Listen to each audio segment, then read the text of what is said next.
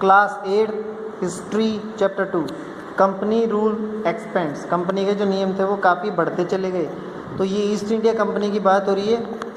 Okay, let's start. If we analysis the process of annexation of Indian state by the East India Company from 1757 to 1857, ये जो analysis है तकरीबन 100 साल का है, जो 1757 से 1857 का है, जो कि ईस्ट इंडिया कंपनी का है, कि उन्होंने कैसे हमारे इंडियन स्टेट्स को अकॉर्डिंग टू ट्रेड खुद के कब्जे में ले लिया। The company rarely launch a direct military attack on an unknown territory. जो कंपनी है वो बहुत कम ही डायरेक्ट किसी पे मिलिट्री अटैक करती थी। Instead it used a variety of political, इसकी बजाय वो राजनीति यानी पॉलिटिक्स से economic and diplomatic method use करती थी दूसरे स्टेट्स को खुद में मिलाने के लिए। After the battle of Buxar, Buxar की जो लड़ाई हुई थी उसके बाद the company appointed residents in Indian states, company ने अपने कुछ जासूस या फिर आप बोल सकते हो कि एजेंट्स इंडियन स्टेट्स में भेजे। दे वर पॉलिटिकल और commercial agents that their job was to serve and further the interest of the company. उनका मेन काम था कि जो भी वहाँ हो रहा है उसको कंपनीज को सर्व करना। Through the residents the company official began interfering in the internal affair of Indian state, और उन एजेंट्स की मदद से कंपनी ने इंडियन स्टेट्स के जो इंटरनल अफेयर्स थे उनमें इंटरफेयर करना स्टार्ट कर दिया। They try to decide who was to be the successor to the throne.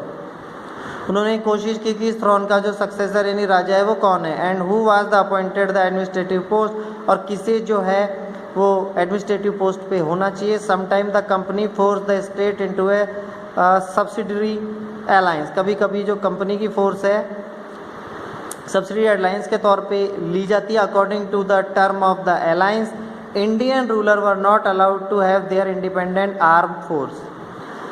तो इस टर्म के अनुसार क्या था कि इंडियन जो रूलर थे वो अपनी खुद की जो सेना है स्वतंत्र सेना नहीं रख सकते। They were to be protected by the company, वो सब जो है वो कंपनी के द्वारा ही प्रोटेक्टेड किए जाएंगे। but had to pay for the subsidiary forces that the company was supposed to maintain for the purpose of this protection। तो कंपनी जो है अपनी सब्सिडरी फोर्सेस के बदले में या राजा और उनके किंगडम को प्रोटेक्शन देने के बदले में पे या कुछ चार्जेस लेती थी। If the Indian ruler failed to make the payment then the part of their territory was taken away as penalty.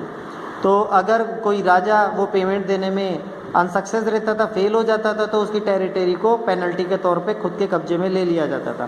For example, when Richard Wellesley was governor general, Richard Wellesley जो 1798 से 1805 तक governor general थे East India Company के, the nawab of Awadh was force to give over half of his territory to the company in 1804। तो अवध के जो नवाब थे उन्हें काफ़ी फोर्स किया गया कि वो अपना आधा साम्राज्य कंपनी को दे दें।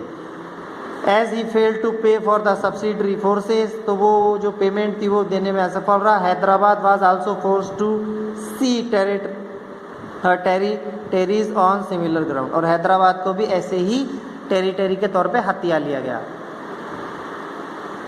फिर आता है Tipu Sultan the tiger of Mysore. जो टीपू सुल्तान है मुगल सम्राट था, वो भी टाइगर ऑफ मैसूर कहलाता है। The company resorted to direct military confrontation when it saw the threat to its political और इकोनॉमिक इंटरेस्ट। अब उनका राजनीतिक और जो इकोनॉमिक वाला था, अर्थशास्त्रीय वाला काम या जो फंडा था वो नहीं चल पाता था, तो वो डायरेक्ट मिलिट्री अटैक करते थे। This can be illustrated with the case of the southern Indian state of Mysore. ये जो इनकी घटना है ये मैसूर के युद्ध के टाइम पे जो साउथर्न इंडियन स्टेट है वहाँ देखी जा सकती है। Mysore had growth in state under the leadership of powerful ruler like Haidar Ali. 1761 to 1782 एक बहुत पावरफुल रूलर था हैदर अली, मैसूर उसके अंडर में था। And is famous son Tipu Sultan rule over 82 to 99। जो उसका सन था Tipu Sultan 82 to 99। Mysore control the profitable trade of the Malabar coast where the company purchase pepper and cardamom. तो मैसूर जो है अगर उसे कंट्रोल किया जाए तो काफ़ी प्रॉफिटेबल सौदा था, ट्रेड था, क्योंकि वहाँ पे मालाबार कॉस्ट लगता था और पीपर और कार्डमम भी वहाँ से परचेज़ की जा सकती थी। जिसे काली मिर्च और इलायची कहा जाता है। In 1785 Tipu Sultan stop the export to sandalwood. तो टीपू सुल्तान ने वहाँ का जो सैंडलवुड का एक्सपोर्ट बंद कर दिया, पीपर और कार्डामोम देना बंद कर दिया through the port of his kingdom. अपने जो तट थे बंदरगाहों ने बंद कर दिए। And disallowed local merchants from trading with the company, और कंपनी से जो लोकल मर्चेंट ट्रेड करते थे उसे भी अलाउ नहीं किया। ही also establish a close relationship with the French in India. उसने फ्रेंच के साथ क्लोज रिलेशनशिप रखा। And modernised his army with their help, और उसने अपनी आर्मी को मॉडर्न कर लिया फ्रेंच लोगों की मदद से। द ब्रिटिश वर फ्यूरियस, तो ब्रिटिश जो थे वो थोड़े घबराए। They saw Haidar and Tipu as ambitious, उन्होंने हैदर और टीपू को काफ़ी मजबूत देखा। एरोगेंट एंड डेंजरस, ये काफ़ी खतरनाक गुस्सैल स्वभाव के थे।